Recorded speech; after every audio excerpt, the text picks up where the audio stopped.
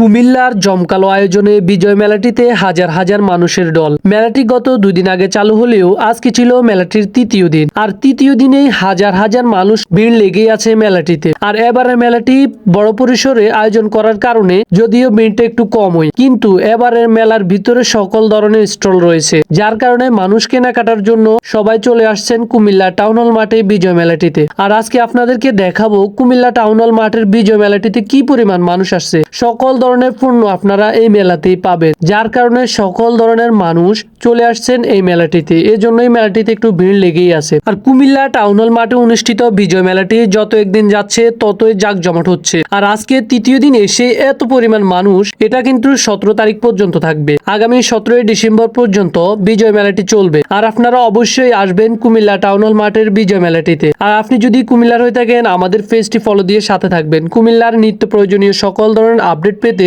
আমাদের পেজটি ফলো দিয়ে সাথে থাকুন। ধন্যবাদ।